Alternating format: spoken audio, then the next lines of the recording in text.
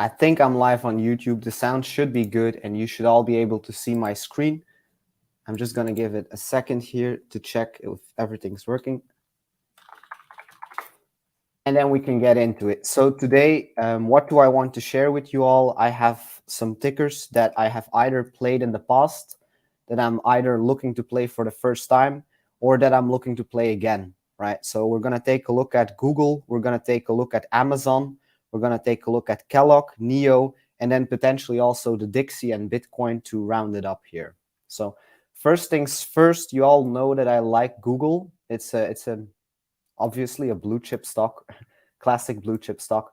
It has some nice price action here. What I was looking for and what I am looking for is the daily time frame here on Google. So we had our low at around 95.56 here on TradingView. And basically, we had a higher level of support here, an ascending level of support.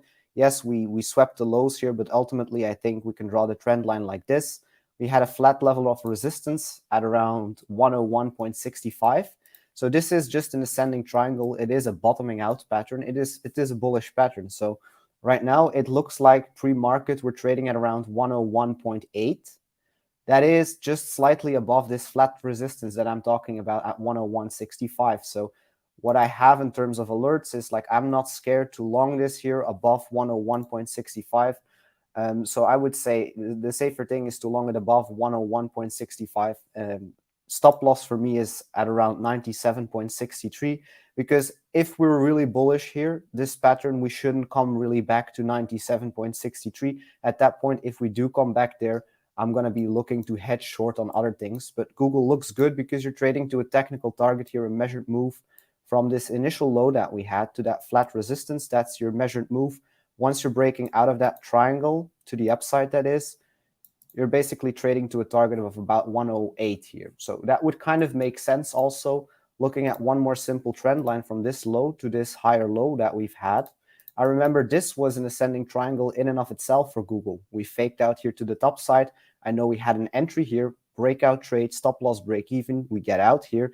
You don't, obviously, if you get in here, you take a breakout trade. With breakout trades, I always emphasize the importance of not being scared to get stopped out, because if it doesn't work out straight away, if you don't go to that technical target, you just got to get out, right?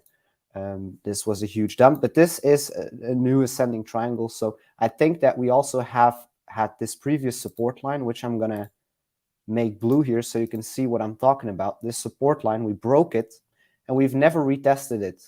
So what you often see, once you lose a trend line, you look at a support line that breaks, you keep it on your radar, because that is something that has not confirmed to be resistance. So this would kind of line up Google pushing for that 108, for that retest of that blue trend line. So I'm definitely not saying that we're definitely out of the woods and we'll go way higher from here, but I am saying that a break above 101.65 does look bullish for me, and bullish enough to basically get involved in Google to 108 with that stop loss at around 97.63 here. So that's what I have. Really, it's risking $4 per share if you go in at 101.65. Stop loss around 97.65. Yes, you lose $4 a share if this thing goes south, and it can very well come back to this to this trend line here for another bounce of support. That's just a risk that you're willing to take. If you're willing to take that risk, then obviously you would go in here with me. If you're way more conservative and you would only want to wait for that probable retest of this green trend line, you can also do that. But scared money don't make money, and this risk reward is really good.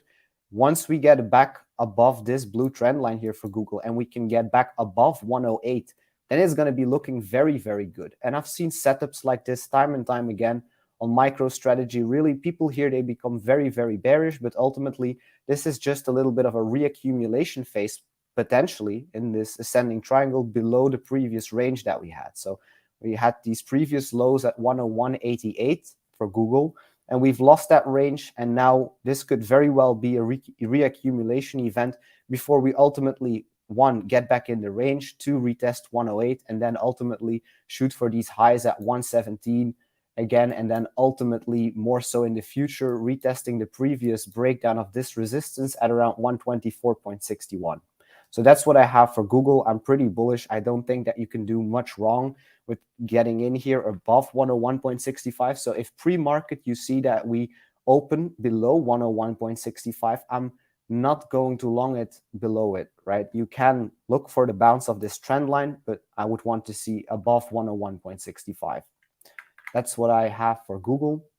Now, one thing that I also do want to add is it makes sense for me to look at longs on some things, but I wouldn't recommend really taking all longs and just sticking in, like, you have to balance it out a little bit. Like, yes, I'm looking at longs, but I'm also very much looking to short certain things in the market that I could potentially see going down in the future. So you got to really not only focus on these longs. Now, the second chart that I have here, apart from Google, is Amazon. This is one that I've made a TikTok on actually last week. I had an RSI here on the daily time frame. And what I said was, this is looking pretty good because you have this daily low right here, September 23rd, and this lower low, October 14th. Meanwhile, you can clearly see that the RSI on the daily time frame is not going down anymore. So anyone know what you all know that this is bullish divergence on the daily time frame. That's just a bullish check, basically. We have that. And then we've also got this high, lower high trend line here that we have clearly been breaking. So right now, it seems like the Amazon bulls are pushing it above 120. I do think that Amazon looks very, very bullish. I have drawn in a trade here. You can basically around these areas, 120-ish, that's fine to go long to 130 and to 145 with a stop loss at 110. However, I personally am not taking both Google and Amazon because I don't want to overexpose myself to longs in the market. I think that Google is for me the preferred entry, just that's personal preference.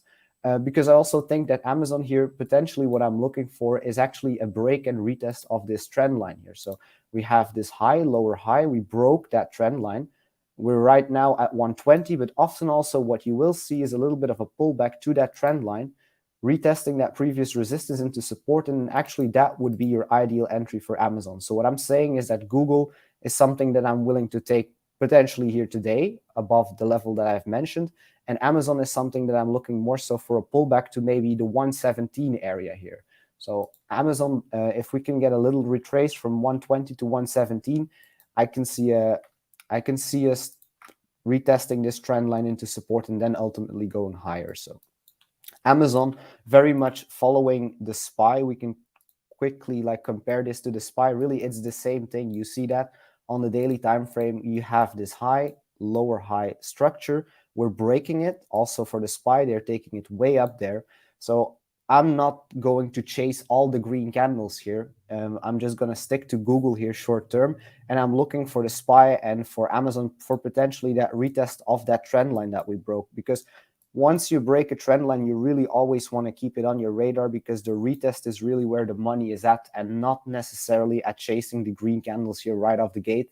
Yes, it can go way higher from the get-go, and that's also why I say that I am interested to long Google where we're at, because I also don't want to miss out. So you have to find like a kind of balance for yourself between like not missing out on longs, because this is definitely a place in the market where a lot of people are also scared to go long, and then maybe the market will just send it way higher without everybody. So I'm exposing myself to longs in Google, and I'm being a little bit more conservative on the SPY here and on Amazon, because I just don't want to overexpose myself in 3-4 longs here just right off the get-go. So I'm really picking what I think makes the most sense, and I think that Google technically looks the best.